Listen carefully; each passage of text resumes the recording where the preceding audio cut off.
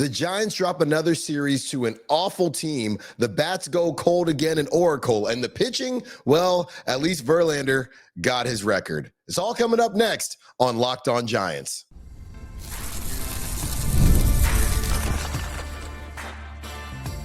You are Locked On Giants, your daily San Francisco Giants podcast. Part of the Locked On Podcast Network, your team every day. What's up, everyone? Welcome to Locked On Giants, part of the Locked On Podcast Network, where it's your team every single day. My name is Stiles. On the show, we provide daily episodes Monday through Friday, talking about the SF Giants in a way that combines passion, analytics with the eye test, and just a little bit of fun. I'm from the Bay Area. I also host a show in Sacramento at Sacktown Sports. I'm lucky enough to cover a team, and I've been covering a team that I've been a fan of all of my life. It's time to break down the SOS that needs to happen in San Francisco, and if the Giants have enough juice to make the playoffs. But first and foremost, we are going to talk about Bob Melvin. But before we do, today's episode is brought to you by FanDuel. Football season is around the corner. Visit the FanDuel app today and start planning your future bets now. Can Bob Melvin take this Giants team to the playoffs? Man, oh man. Let me start here.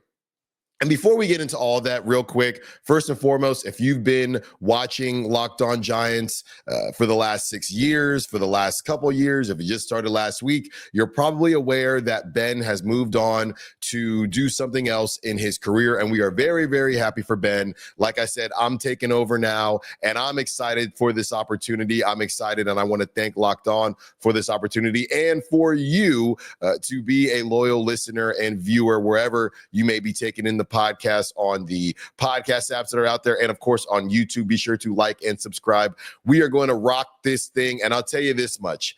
Ben and I, we're going to do a much different show, okay? And the best way to describe how my show is going to differ from his is to get right on into it. So with that being said, let's start with the embarrassment at Oracle. 2 runs in the last 18 innings. They're 1-8 against, let me check this out, the Marlins, the Pirates, and the Nationals. That's not going to work, okay? They are 4 games back. They're still only 4 games back of the last wild card spot, with the other 2 teams around them all chasing the free-falling Mets. I'm very worried myself that Bob Melvin, he may have lost the locker room. And for the record, just so that y'all know, when Bob was hired, it wasn't that I had a problem with Bob being hired, just very similar as to how this stuff has come off. It just didn't move me. Right? I found out, okay, they're moving on from Gabe Kapler. Gabe Kapler, kind of a scapegoat in certain situations. That's all fine and good. They want to go, should I say, more traditional with Bob Melvin. That's fine. I don't have a problem with it. I just didn't jump up and down. I went about my day as if nothing had happened. That's kind of how it's been since Bob Melvin has taken over. And with all that has happened, the Giants started out hot, and for some odd reason, they decided to extend Bob Melvin. I never understood what the plan was and why they found that to be necessary, okay, or why that needed to happen right now. But getting back to where we are at right now, when you say stuff like lost the locker room, I think people tend to think that the players don't respect this coach, or the manager, they don't like him, whatever the case may be. And I don't think that's the case with Bob Melvin at all. I think they like Bob Melvin a lot. I think everybody likes Bob Melvin a lot. It just seems like at this point in time, whatever he is saying to them or attempting to say to them to try to motivate them, it's just not working. It's just not working. We've seen Bob Melvin sit up there and say, yeah, we just got to be better. Yeah, we just have to do this. We just haven't been hitting. It's all very much Captain Obvious. And again, I say all of this with all of respect in the world. It's not about whether I like Bob Melvin or whether you like Bob Melvin, whatever the case is. It's just not working.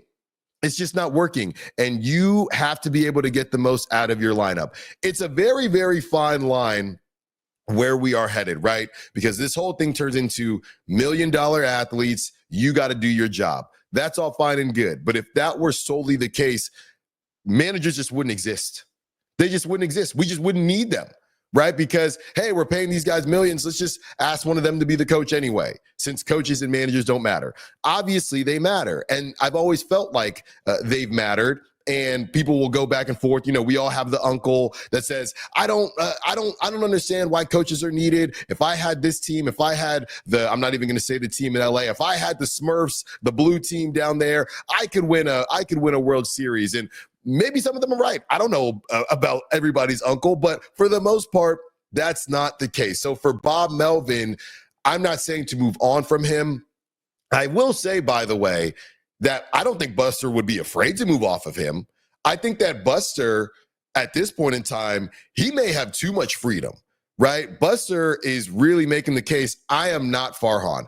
I will do what I want when I want. And the decision, I think it would be looked at as a miss, but I believe Buster would sit up there and own it and say, hey, yeah, it was a miss. And even though we thought this was the right thing to do at this time, we decided to go in a different direction if they keep free falling like this, because their payroll, it's not like back in the day. There's not a bunch of there are some rookies coming up and young players coming up, but they have some big names making a lot of money.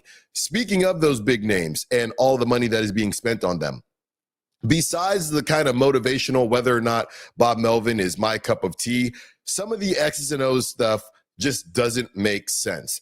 Dominic Smith, he's in an opportunity. He's got the bases loaded. He's been red hot. You pinch hit for him. The lineup, okay, Bob Melvin tracks to me as a more traditional guy, but his lineup does not reflect that at all. It doesn't always make a ton of sense. It does skew more of that kind of new age baseball where the two hitter is now the three hitter is now the two hitter, and you're gonna just throw a big bopper in at leadoff. Just all this stuff that we're seeing around the league and how it's kind of affected really other teams and what has worked and what hasn't worked. So I'm not against Bob Melvin as far as the person, but I just am not sure that he is the correct coach or manager at this point to motivate this team. So I'm not trying to start off the show here and say he's got to get out of here, but something's got to change, and they are running out of time. That's just the reality of the situation. So we'll see what happens there, but it's just completely unacceptable, right? And he's starting to do the thing now where I got to be careful here, but sometimes I call this fake hustle, right? And Bob Melvin now, he's not throwing anything. He's not doing all that, but he's talking about the 40,000, letting them down. I think if I'm not mistaken, there was a situation where the last time the Giants had struggled a little bit, and it's not just Bob Melvin, this is just in general, when a team struggles and the coach gets tossed, and it's just a coach that just, you could have got tossed weeks ago when you never did. Now it just feels a bit performative, and I don't really like that. So when Bob Melvin is talking about the 40,000 and there is nothing good, and it just feels late to me. It just feels, I played college baseball. You know that guy that gets hit by a pitch and then sprints down the line? And when it first happened, it was a bit organic, but then everybody started doing it and it just wasn't as cool, and it was a little bit corny. That's kind of how it's coming off to me, right? It's just, okay, I guess I'm supposed to be mad now. But even still, he's still not coming off that upset. So I don't know if they'll move off from Bob Melvin, but it's clearly not working, right? It's not working, and I don't know what possessed the Giants into giving him that extension. I just don't. I don't understand it. Coming up next, let's talk about that lineup that Bob Melvin has tried to move and shake. Are the bats broken? Do not move. Today's episode is brought to you by Game Day Hue. For Giants fans like me, this one hits the mark. Game Day Hue makes clean, no logo gear with team-inspired colorways for every pro and college fan base. It's all about letting your colors speak for you. No giant logos, just smart, versatile style that works on game day, on the course, or anywhere in between. I love personally rocking it while I'm golfing. It's subtle, stylish, and I can still rep my team. And it's not just hats. They also have split split shade gloves made for the golf course, or the perfect gift for the fan who has everything. Right now, you can get 15% off with code MLB15 at GameDayHue.com. That's GameDayHue.com. The code even stacks on bundle deals, so now's the time to load up. All right, so let's talk about those bats and how completely broken they seem to be. All right. Whether or not the lineup can be saved, whether or not we can move things around, we're going to attempt to do that right now. You have 2 runs in the last 18 innings against a horrible Nationals team that also pitched a rookie on Saturday. It's atrocious. It's literally atrocious. And again, we were talking about Bob Melvin. He said 40,000 people, there's nothing to cheer about. And he's right. He's right. It's completely ridiculous that these guys cannot get out of their own way and find a way to hit a baseball. The clearest problem with me and what I've seen with this Giants team is that since their hot streak, they have not been able to have more than, it feels like, 2 players hitting at a time. The people want to spend their time on the right field issue, and to a lesser degree now, because Casey Schmidt has played well, the second base issue, and Patrick Bailey not being able to hit. And we'll spend a little bit of time on that. We will. But the problem is, going back to the big money players, Jung-Hoo Lee, when he's hitting, Adames and Chapman aren't hitting. When Devers is hitting, Jung-Hoo Lee isn't hitting. They just can't consistently have multiple guys in the lineup that seem to be threats. And as far as the actual lineup, I guess Elliot Ramos is fine leading off because he's been hitting pretty well there all season. Devers at 2 or 3, that's fine. I'm good with it. If everybody is insisting on making 2 the new 3, just like your 30s, your 40s, or your new 30s, whatever it is, fine. I'm not going to sit here and fight with it, but you can continue to complain when Devers in the 2-hole hits home runs and nobody's on base. Right. So you can also complain about that too.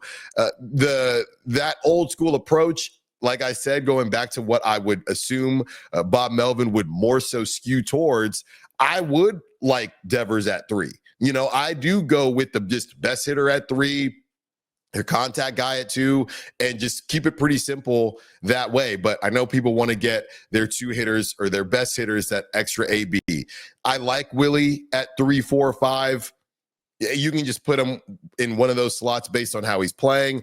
I really do think that this comes down to Matt Chapman and Jung-Hoo Lee. 2 hitters that, and Jung-Hoo Lee has played well as of late, but 2 hitters that ultimately we're just not really sure where to put them. I don't know where to put Matt Chapman. I don't know where to put Jung-Hoo Lee. Jung-Hoo Lee kind of, I think when he got signed, not to pretend like I followed him a ton in the KBO, but initially you see kind of his stature, you see how he tracks a center fielder. You think he's going to be the leadoff guy. Turns out he is not really the leadoff guy. We'll get back to that. Matt Chapman, where he's currently at, I don't know what to do with Matt Chapman. And I don't have a problem with Matt Chapman. We all know he's a 8,000 platinum time glove. That's all fine and good, but you have to be able to hit the baseball. And on top of that, you have to be able to hit the baseball when it matters. When it matters. I'm sorry. You being unable to hit the baseball with runners in scoring position, he's been terrible with runners in scoring position. You just got to figure it out. You know, I like Matt Chapman. He's probably the default pick for the leader of this team at this point. You also got to lead by example. And anybody that's ever played baseball, or if you've watched baseball, whether it's you, your kids, whoever it is, at some point in time, your leader has to do leader adjacent things. And Matt Chapman has not done it. He has not done it when it's mattered most. He's been terrible with runners in scoring position. Right? He stinks with runners in scoring position, which means he has stunk when it has mattered the most. That's just the reality. That is just the reality of the situation. So you have to be better, Matt Chapman. You have to be better. There's no if and buts about it. As far as Jung-Hoo Lee is concerned, like I said, I would just put him, if Elliot Ramos is stuck leading off, I'd put him 9. I'd rather put him 9 than 6, 7, or 8. I would. I think that what we've seen from Jung-Hoo Lee lately, he is going the other way a little bit more. We're not seeing ground outs every 2 seconds. right? I went to a game not too long ago. I actually saw him bunt. So this whole idea, well, he didn't bunt in the KBO. Well, this ain't the KBO. It's not. This is Major League Baseball.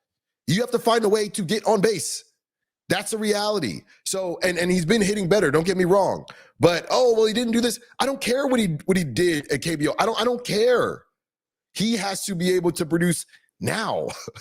He's got to be able to produce right now. So I would maybe think about moving him up to 1 or 2 or dropping him down to 9, because 9 is just whoever's playing right field that day. At this point, that's what it's been. Speaking of right field, Drew Gilbert's my guy. I have followed him since that crazy bat flip when he was playing for Tennessee. I really wanted him to get a hit. I don't know what the Giants are going to do in right field. It's a tough situation because you can't just keep running a guy out there that didn't get hits, but they're basically just giving all of these different right fielders a series. That's essentially what it is. And as far as those series are concerned, I will say, like I said, I don't know if I even said this actually, but I work for the River Cats. I'm the in-game host for the River Cats. So you can catch me out there. If you're ever in Sacramento, give me a shout, say what's up. But that being said, I see a lot of games. I go to a lot of games, whether I'm working or just happen to be out there. Tyler Fitzgerald now is the newest right fielder. He spent a couple games in right field. I don't know if they're going to bring him back up and use him in right field, but it's just an open tryout. I'm pretty sure if you live in the San Francisco Bay Area, possibly even Sacramento, if you feel like getting on I-80, you might have a chance to do some Vince Papale type stuff like the Eagles in that Disney movie. You might have a chance to play right field for the Giants. That's what this is turning into. You literally might have a chance to play right field for the San Francisco Giants. So I don't know if they continue with Drew Gilbert and just kind of let him get his hit and then go from there. I have no clue. I'd like to see him get it. He had that top play, and that was really nice to see. But I understand if the Giants say, we can't simply just let him, continue to struggle and to not hit. Now, he just traded for him. He was in AAA. He didn't even get to the bigs with the Mets. So it's a tough situation, but that's just kind of how it goes.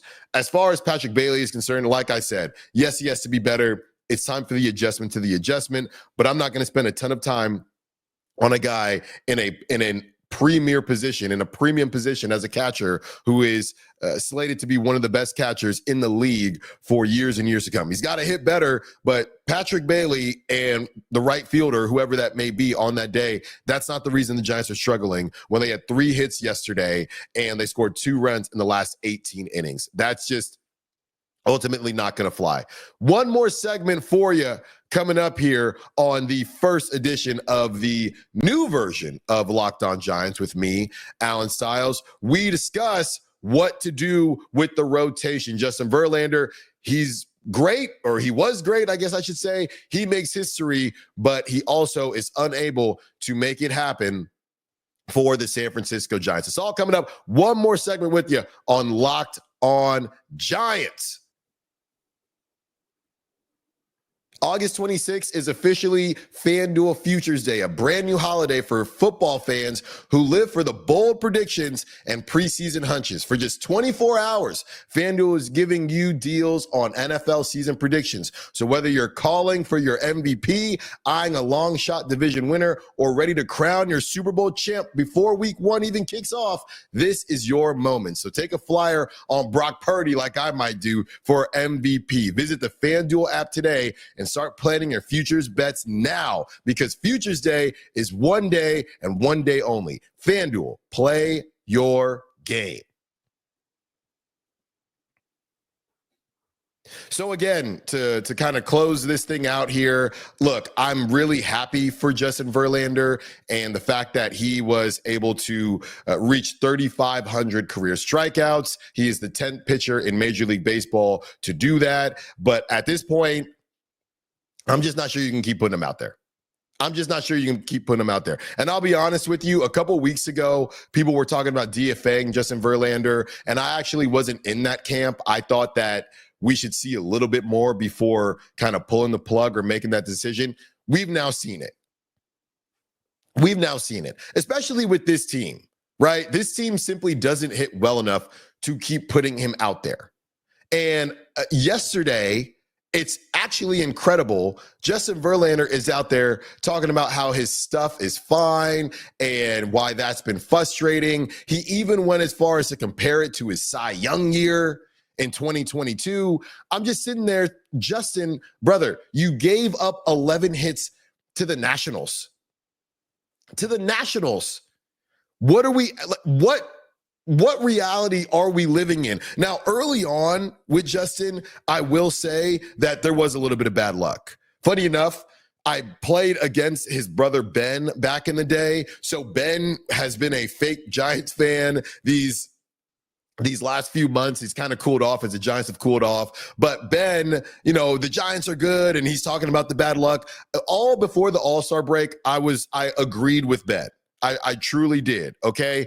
But ever since then, or since Justin Verlander has returned, for the most part, it just hasn't been good. On top of maybe a little bit of bad luck and the Giants being unable to hit. And I know, going back to the Matt Cain days, Giants just wouldn't hit for certain pitchers. Giants just don't really hit for anybody, because they just decide we're just not going to hit for you, or we're just not going to hit for anybody. We don't feel like it. But Justin Verlander, at the same time, you can't give up that type of hits or those type of hits to the Nationals. You can't do it and sit here and say you feel like your stuff is the same as your Cy Young year in a couple years ago, 2022. I'm just not understanding that. So I'm glad that Justin Verlander got to have this moment, especially in a Giants jersey. It will go down as a random trivia question about 20 years from now. People will say Justin Verlander became the 10th pitcher to throw 3,500 strikeouts for which Major League Baseball team? And maybe you have a friend that happens to know it, but most likely nobody will get that answer right.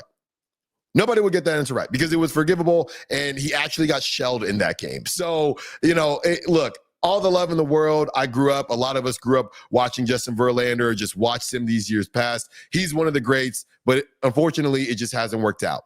Well, Alan, if it hasn't worked out, where should the Giants go next? Where should the Giants go next? Well, I'll tell you. We were talking about Drew Gilbert, who the Giants got from the Mets in that trade, and he went to Tennessee. There's also another guy, Blade Tidwell. I'd pull him up. Like I said, I'm out there in Sacramento, and he's looked pretty darn good. At this point, I would just piecemeal it together with him, with Tang, and with Wisenhunt. Out there in Sacramento, Birdsong this past weekend, I was emceeing this game. He only pitched 4 innings. He gave up a home run. He gave up a dinger as well. He did strike out 6, but it just feels like I know I've seen a lot of the conversation surrounding the amount of innings that he's pitched so far. So just seems like they really want to build his confidence up. And I would be really surprised if Birdsong gets pulled up while it matters, right? If they continue to slide, then maybe they bring him up just to see, all right, can we get you back on? Like, can we get you right now that this thing is kind of out of reach? But it just feels like he's probably chilling in AAA for now. So like I said, I would bring up Tidwell.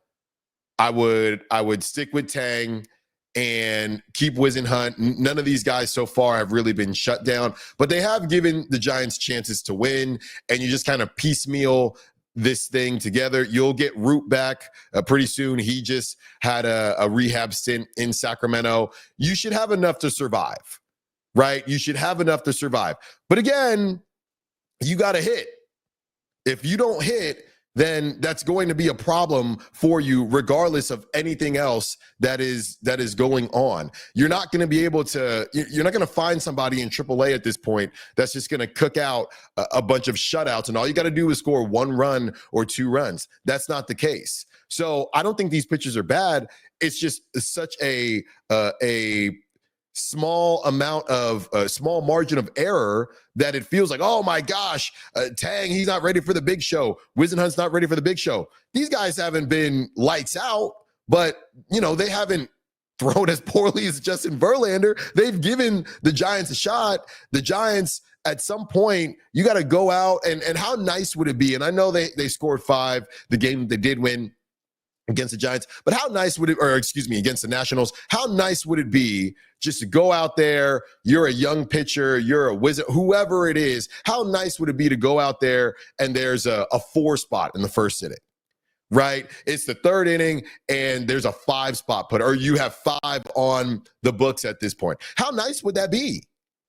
Right? I mean, it just doesn't seem fair to, and I hate using the word fair in when I'm talking sports, but it just doesn't seem fair to these young pitchers to put them in these situations to sit there and say, oh my goodness, they're not throwing well, or what are the Giants going to be able to do? They don't have the type of shutdown pitchers coming up in the league that we'd like to see.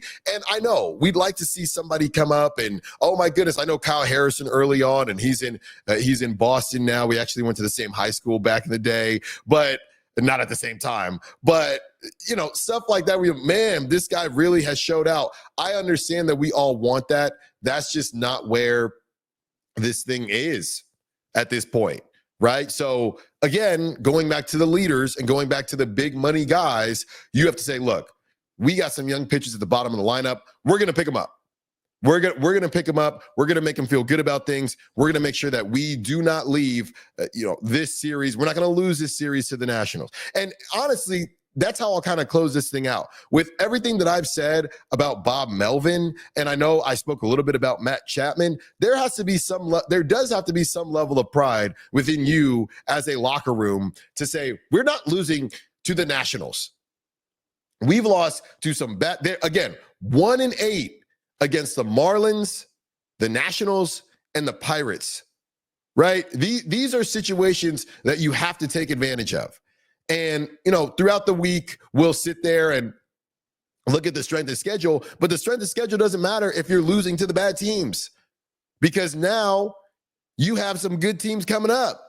You have some opportunities to show that you can play with the big boys, because right now that doesn't seem to be the case. And now you have the Padres coming to town. You have a series against them. So it's all in front of you if you want it. It's all in front of you if you want it. So we're not going to sit here and talk about, well, Tang needs to be better and Wisenhunt's not shut down and what are we going to do? Look, Verlander, you have to give your team a chance to win. And he's just not doing that right now, right? He's not doing that right now. But the Giants also, you need to give yourself a chance to win. You need to find it inside of you to say this stuff has to stop, right? And yeah, whether it's Bob Melvin or anybody moving forward, I understand why that could sway, right? And maybe this works, maybe this doesn't, but ultimately this isn't a young team. These are guys that have been around the block. These are guys that have played playoff baseball. They know that they're letting it slip away. So it's on them to just put a stop to the bleeding. And you have an opportunity against a really good Padres team that you can at least start to attempt to catch 7 games back. You can start that tonight. But as far as the bottom of the rotation is concerned, I'm not saying that Justin Verlander should never pitch again in the Giants uniform, but I would see what Blade Tidwell has. I would stick with the younger guys and just hope that the bats wake up, because ultimately, there's nobody on this roster besides the top of the rotation with Ray, with Roop, with Webb. Once you get to the bottom of rotation, and really, it's not even that different than other teams, right? That's typically how it goes with other teams. The lower you get in the rotation, you have to hit. And the Giants have just been unable to do that. So we'll see if they're able to do it tonight. And we will kind of keep you locked on, see what I did there as the week goes by. Again, I'm Alan Stiles. I'm really, really excited to do this thing with you guys and give you